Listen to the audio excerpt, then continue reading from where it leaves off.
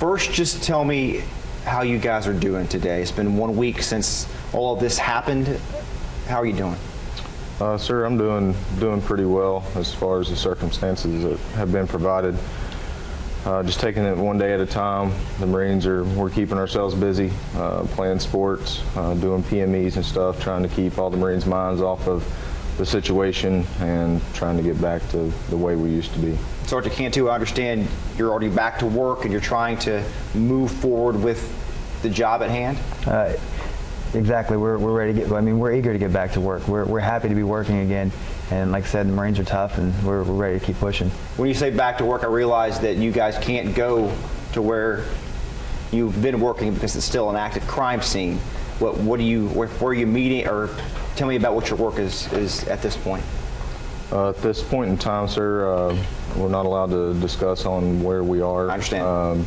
But as far as everything, we're just trying to brainstorm, get everything back together, get all our network and comm and all that stuff up to par, and get back into it.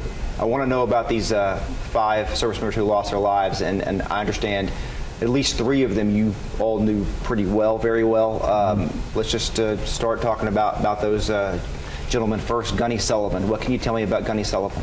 Gunny Sullivan was a stand-up Marine, one of the best gunnery sergeants I've ever served with. I've been in the Marine Corps 11 years. Stand-up guy, always thanking me for administrative tasks and everything, thanking other Marines for the stuff they do. Always asking if he can do anything for you or anybody else that we worked with. Just a phenomenal guy. And your memories of Gunny Sullivan and kind of the person that he was and what he meant to you is also, I know when you work under someone in the Marines, you look up to those senior NCOs and you take your orders from that, and that's who you kind of pattern yourself after a lot of times as well. Can you speak to that? You could tell he really cared about the Marines. Yeah. I have a tendency to work long hours if I'm not told not to, basically, and he would always come back and make a point to come back and say, you need to go home, like it's time to go home, like you have a home. And he was just always there to, for me personally, it kept me from going too much too fast and it's just too hard. He was really worried about me getting burnt out, and that's something that I needed to learn, and I'm taking with me and keeping with me to make sure that I better take care of my junior Marines. Yeah, PFC Noyes, I know that you haven't been there very long, but you also worked with Gunny Sullivan. Just tell us about Gunny Sullivan. Gunny is probably one of the more active guys in the I&I stuff that I've actually gotten to work with. I checked him into the unit and gave him his gear and all that, and he was like a father figure to me. He'd always come back at least 5 times a day, coming back to check how I was doing. Had so many different nicknames for me. He's probably the hardest one for me to lose out of all of them. Didn't even realize it until Kevin said, who's not here. And yeah, he was all around a great Marine. Everything I want to be in a Marine. You talk about hardest to lose. That's something I understand. Being in the Marine Corps, this is a possibility. You go to combat, these things happen. I mean, clearly, no one ever expected this to happen here in Chattanooga last week. Just your thoughts on the fact that we lost 5 service members, 4 Marines who came to work every day, did their job, and were outstanding Marines as far as everything we've ever heard. Just get your thoughts on that. Just losing these men and how that's hit you. As you know, I was close to a lot of them. I was even close to LS2 Smith, the sailor we lost. It's taken a huge burden on myself as far as the loss of men. I've been in this situation before, not exactly of what happened, but I've been on CACO teams and everything else as far as notifying families, and I've done funerals in the Chattanooga area, Chattanooga National, and this is definitely something that will stick with me for the rest of my life. The Marines they're Marines, and we're going to be Marines. And we've lost Marines before, and I'm proud that I've been able to work with them, and I'm proud that I've been able to know them. And like you said, the things that I've learned from those Marines and the sailor, and just who they were and their work ethic is something that I'm going to keep with me and I'm going to grow with me, and I was lucky to be able to work with them. Tell me about Staff Sergeant Wyatt. Staff Sergeant Wyatt was one of my close friends. He's a very kind man, did a lot for his family. We always found myself going into his office talking to him about stuff. And we loved beer together. We always talked about beer. We always went into Captain Cotton's office and we were all talking about microbrews and everything else. And he was a stand-up guy. He was part of the Hickson family, and I know his son was an active Boy Scout and everything, and just a true gentleman, father, great Marine. Your thoughts on Staff Sergeant Wyatt? He was one that I went to for information. He always seemed to know what was going on. I mean, just the most minute things. I'd be like, where is this, or whatever happened to this? Like, oh, that's back over here. Like, he always knew, like, he knew the unit and he knew everything. So he's who I went to for just day-to-day stuff I didn't know the answer to. When you're in the Marine Corps, it's not just a job that you do. You're not just going to work every day. It's not just your career. These people are part of your family. I mean, you're around them long hours, and for many times, days on end. Can you speak to that? This is not like losing a coworker. This is something that's a lot different than that, a lot deeper than that. Yes, sir, and that's what separates the Marine Corps from the civilian sector of life. We are brothers, we are sisters, and we band together when things get tough and we get through it. I was in the civilian job before I came in the Marine Corps and everything, and you just don't have that bond and everything outside of the Marine Corps. I mean, it's a different life, and when you're on base and you're with these Marines all the time, they are your family, because you don't have your family near you. I just came from Hawaii, and all the Marines on Marine Corps Base Hawaii were our family, and we do stuff together. We go out and have fun. We go hiking. We, come over and have cookouts, and they are your family. You didn't know Staff Sergeant Wyatt very well, did you? He was actually back in the supply house quite often before. Oh, okay. Sergeant had checked in. Yeah. With Staff Sergeant Clemens, the supply chief, prior to Sergeant Cantu. He was one of Staff Sergeant Clemens' best friend, and the respect I had for Staff Sergeant kind of came over to him too. He was always looking out for us, always was willing to come back there, poke jokes at us being on our phones a little bit too much occasionally. But he always lightened up the atmosphere when things were starting to get boring and make sure we had stuff to do. Sergeant Holmquist, what can you tell us about him? Sergeant Holmquist was a family man.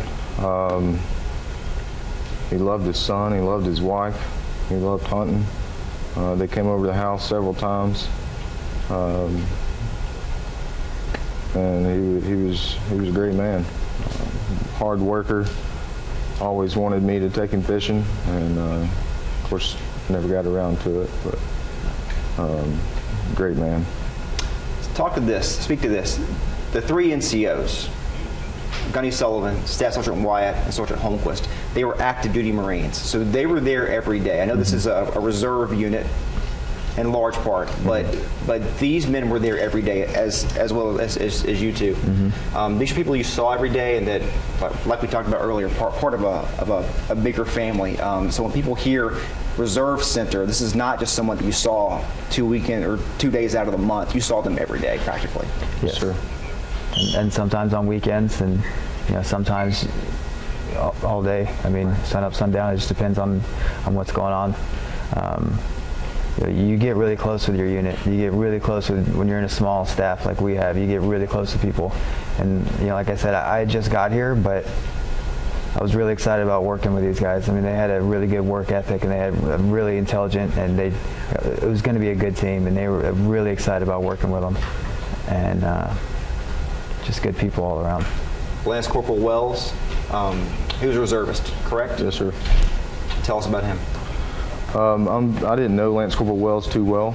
I knew him in passing, as I am the administrative chief. He had asked me about pay and stuff that reservists always ask about. Sure. And I talked to him a couple of days before the incident, and we just sat down and he was asking me about some stuff, and I answered his questions, and went to his memorial on the other day. And Down in Georgia? Yes, sir. Okay. Amazing support from the community. They couldn't have done a better job. It was amazing, the support and the love that young man had. Either one of you want to talk about Lance Corporal Wells at all? Did either one of you know him very well? I had really just kind of met him that day, actually. Met him that day? Yeah, well, I had seen him in passing before, but that day he was, since the gun marines, the ones that are on ADOS, they just go to the different sections and help out. Wells, he came back to supply, and we were just joking, talking all day. Me and him, I work with all NCOs and staff NCOs, so having another junior Marine finally felt like an actual working party. And he was always great. He always had a smile on his face, willing to laugh and joke, and he fit right into supply. I mean, except for the fact he couldn't count, but he's a great guy. You mentioned that day, and I want to get to that in a moment, but first let's talk about Petty Officer Smith as well. It's a Navy and Marine facility.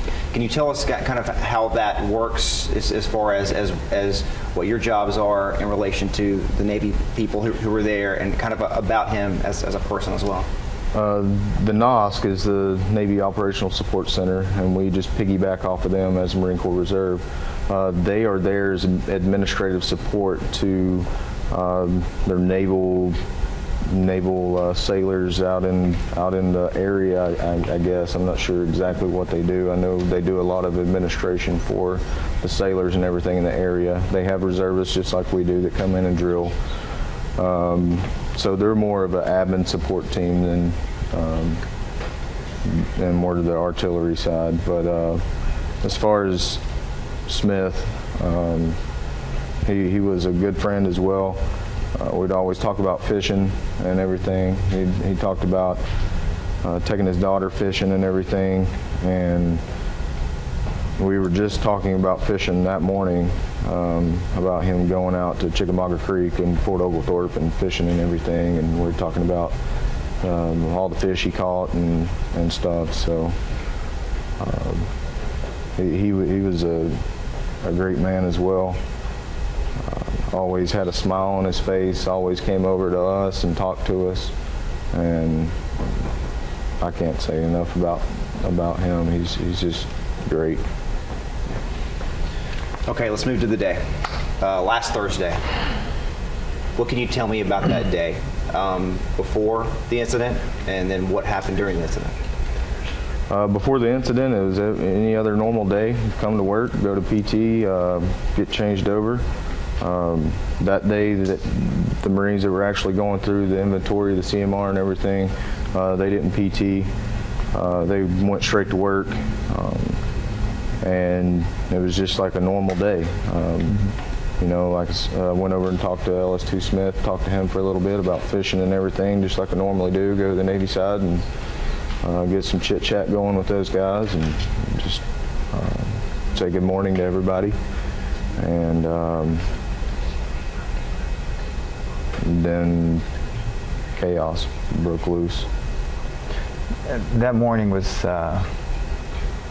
we were doing an inventory which was slated for 3 days, and we were slightly ahead of schedule by about a day and a half. We were ahead of schedule because the Marines had been working so well together as a team, and that's something that one thing Gunner Sergeant Sullivan would say every day. Like, I appreciate how hard you guys have been working and how much of a team we've come together. We had, like Noyes said, we have guns platoon Marines helping in the supply warehouse, and we have just Marines helping each other out. So that morning we were pretty much completed with everything, a day and a half ahead of schedule, because that's just the teamwork that we had and the leadership that we had. And so there's a little bit of an air of excitement. You know, we were happy to have it over with. We've been stressing over it for about a week, and it was something we really wanted to get done. And we were working on just the administrative stuff. And you know, everyone was pretty much almost packing our bags, ready to just, you know, say, hey, we're good.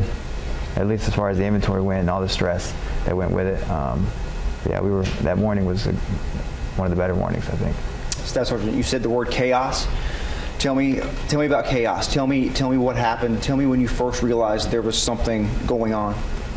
I first realized everything when my sergeant came into my office.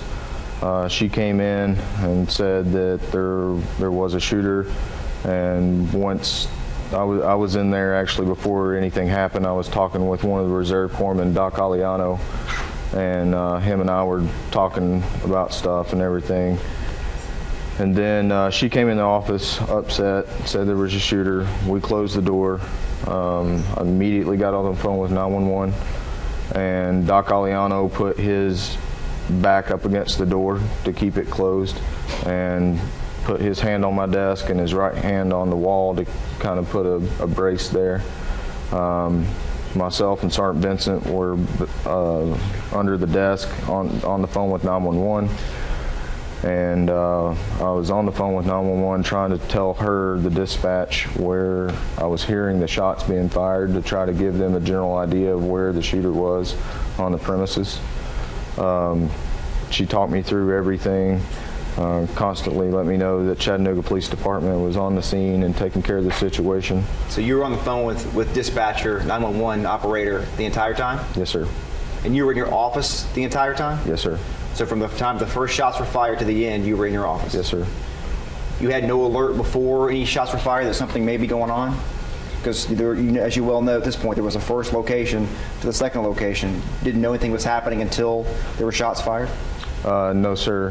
When I was on the phone with 911, she asked me if we were on Lee Highway, and I said no, and I was trying to tell her where we were exactly, and she finally figured it out that we were in the River Park, and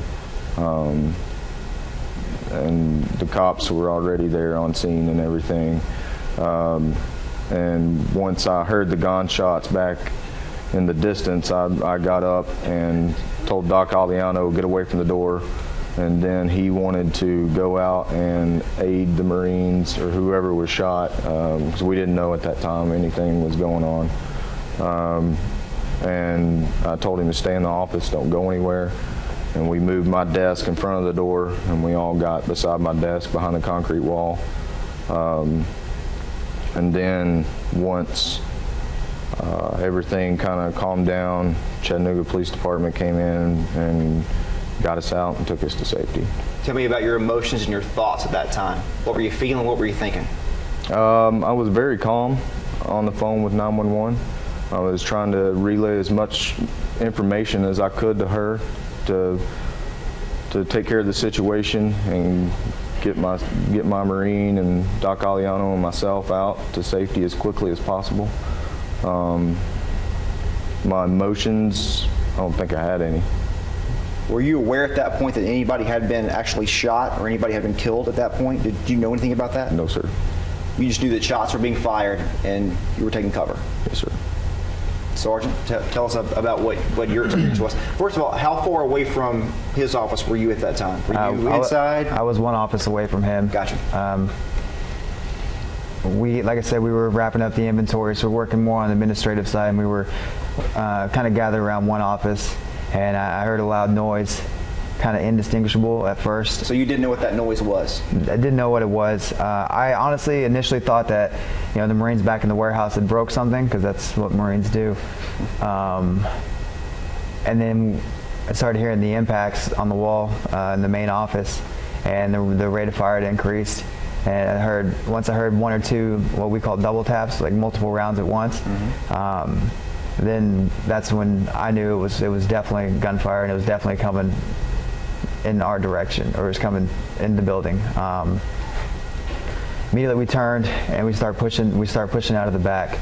Now our building's kind of confusing, and there's a couple doorways here and there, but I mean obviously we know it very well. But so as we turned and went out the back, we're pushing Marines as we go. Gunnery Sergeant Sullivan was pushing the Marines out, and he's yelling, get out, get out, get out. And instead of taking that first door that's available, like we pushed back out the back of the warehouse where the majority of the Marines were. I mean, how many Marines did you have with you in the warehouse at the time? We have 4 or 5, and then anyone in the motor pool wouldn't have. Yeah, and so we pushed back out that way, and Gunnery Sergeant Sullivan was very adamant about getting the Marines out and pushing them out. And So Gunnery Sergeant Sullivan was with you at the time when you first heard shots fired? yes, he was. Was Staff Sergeant Wyatt with you at that time? Yes, he was. What about Sergeant Holmquist or Lance Corporal Wells? No, they weren't. They were not with you at the time. So you're in a room, you're in an office, like you said, several Marines with you, and you're going to the back of the warehouse, running to safety, I assume? Running to get the Marines out first. Gotcha. Getting the Marines to safety was number one. And then, yes, we were once we pushed the Marines out of the back of the warehouse, safety was the big thing. Where'd you go from there? What happened next? From there, we were in a location, and the Marines started to climb over the fence. We knew who was with us and who wasn't with us at the time. Gunnery Sergeant Sullivan was able to quickly figure out who was and wasn't with us. And he determined that at some point we had to move locations, and it was the best choice for us, for our safety, and we did. And the Marines reacted fantastically, and they moved locations where they were supposed to go. And it was so the ones who hadn't been able to climb the fence yet, they were able to do it at that point. So the ones that were able to climb over the fence, once they were able to do it, and I climbed over the fence, you know, Gunnery Sergeant Sullivan was over there, he was with me, and once I got over the fence, it was, he wasn't there waiting by the fence anymore. I can't speak for him, I don't know what he was thinking, but I'm fairly certain that he had no intentions of climbing that fence, that he knew there were other Marines and he was going back to get them. Did you realize that at the time? Was that your first thought? I would say almost immediately that's what I was thinking. It was like, where did he go? Why? And that's exactly what I thought. Is there must be something there. What about Staff Sergeant Wyatt? Was he there with you as well? Whenever we moved locations, I honestly can't tell you where they went. I can't say if they were with me or were not with me. When you got over the fence, you realized Gunny Sullivan was not there anymore. Did you try to find him? Would you try to help the other Marines? What was your next thought? What I thought when he went back, or when I looked back and he was gone, I thought that, and like again, I don't know what he thought, but I think he went back for a reason. I think he went back for the Marines. We still had other Marines that were out, and my focus was shifted to them and trying to get accountability and getting the Marines back. And they did a fantastic job as they pushed back from the actual site. They were collecting up civilians. At one point, he even picked up a child. And they were warning the civilians and pushing them back, and we were able to get them into a safe place and kind of, just fantastic Marine Corps stuff. Young Marines, he's only been here a year, a private first class in the Marine Corps, able to go out there, take fire, and then pick up a baby and go get them to safety with no NCO leadership at the time or staff NCO leadership at the time. So when you got over the fence, your thought is to make sure everybody that you see is getting to safety. Yes. And you saw civilians. You're on the Riverwalk at this point. Is that where you are? Yes. And you're picking up people and trying to get them out of the way as well. At what point did you realize that Gunny Sullivan wasn't coming over that fence? Immediately. So you knew when he ran back that. Yeah. Once I got over the fence and saw he wasn't there, I knew he had no intentions of coming over that fence without. He had a plan. I can only say what I think, and I think he wanted to get the Marines over that fence, and he wanted to get those Marines to safety, and then he was going to go back for the other Marines. When you got over the fence, at what point did you realize that there were several people who weren't with you anymore, and that that they weren't? It wasn't until we got to there's a little maintenance building outside, and that's where we kind of used to establish a secure location. Mm-hmm. We quickly got accountability, and the Marines were split up in three different sites. So the only thing I could speak of is who we had with us, and at that point, your job turns into just reporting that up. And I got in contact with First Armed Rush, and I told them exactly who we had, and then of course you ask, where is so and so, where is everybody at, and they can only count for who they have, and we couldn't speculate at the time, and we couldn't say, maybe they're here, maybe they're there. All we could say is that I have these people, these are who I have, and this is where we're at, and then the rest of it's up for someone else. I can't just be calling and asking and bothering people. The Marines have work to do, and we have our part. We did our part. He had his part. There are multiple locations with multiple people doing multiple things. PFC Noyes, Sergeant here's talked about what you did when you got over the fence. So tell us what your account was, what you saw, what happened there. Explain that if you could. I mean, myself, multiple of the NCOs, and Corporal Wells, we were all just back in the warehouse doing our job. And then next thing I know, we have a Navy guy coming in back there, and he's telling us that we got an active shooter, we got to get out. And we didn't even believe him at first until we realized, no, this might be serious. He's not joking. We got out, and last I know of Lance Corporal Wells, he was sprinting to the motor pool. He knew there was Marines back there, and he knew that their lives were matter. So he was with you when this started, or when you knew something was going on? Yes, sir. And he ran to the motor pool? He ran to the motor pool. We had multiple Marines back there working as well, and we figured if we can't hear in the supply warehouse, there's no way they heard in the motor pool. He went back there. He went and got them out, and I've had multiple of them tell me that if it wasn't for him, they might not be with us either. But after that, we all just went to the rally point, and from that point, that's when Gunny told us to jump the fence.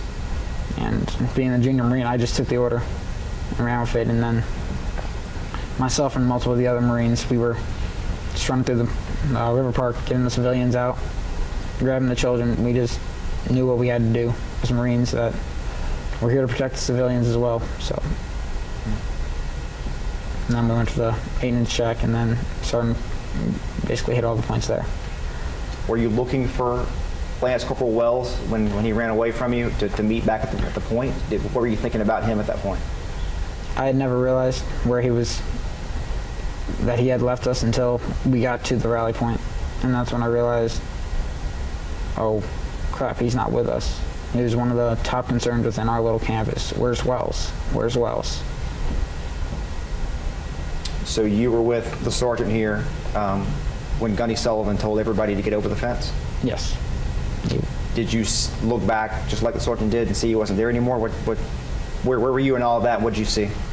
As soon as Gunny told me to jump the fence, the amount of respect I had for him, I knew what he was trying to do. He was trying to protect his Marines, and I wasn't going to question it. He's done enough that he had to earn my respect. So I just took the order and ran with it, did what I knew, what I needed to do as a Marine. You got on the ground, like the sergeant described. You saw civilians out there that were too close to the scene. Yes. Who'd you see? What'd you do? We first initially ran through there was multiple people coming over the bike path, and we were just immediately telling them, turn around, get back. You don't need to go in here. Next thing I know, we have a playground right next to the reserve center, so I see a family just playing, and my mind immediately flashed to my brother. He's only 7, and my mom was saying, I can't imagine what would be happening to me right now if he had been there. If it had been in Knoxville instead of Chattanooga. So I just grabbed the kid and ran, just getting him as far away from the situation as possible, telling other civilians, you got to get out of here. It's not safe. And then we secured him to what we believed was a safe location. When you hear those stories and you know that this happened, I mean, obviously we know the 5 people who lost their lives, heroes, no doubt. But there was more heroic action than just those 5 men. Can you explain that you really had a lot of people protecting each other that day? Can you talk about that? Yes, sir. You really don't get the full aspect of what happened until after a certain situation happens. And that's when you start putting the pieces of the puzzle together. Marines are Marines, and we're going to try to do whatever we can to protect ourselves, whether it's here, whether it's in theater, whether it's wherever it might be in the world. We're always going to be there. Like we said, we stated we're family, and we're always going to be family, and we're going to protect each other as such. When you got cleared that night and they let you go home, what's that been like the last few days? I mean, have you been able to what's it been like the last few days? Just tell me how you doing mentally. Mentally, train wreck. Taking one day at a time, talking to people. The day after, or the day that it did happen, when we were released, my wife came and picked me up, and all we did was just hug and cry. And then I went home, and I couldn't stay at home. I had to leave.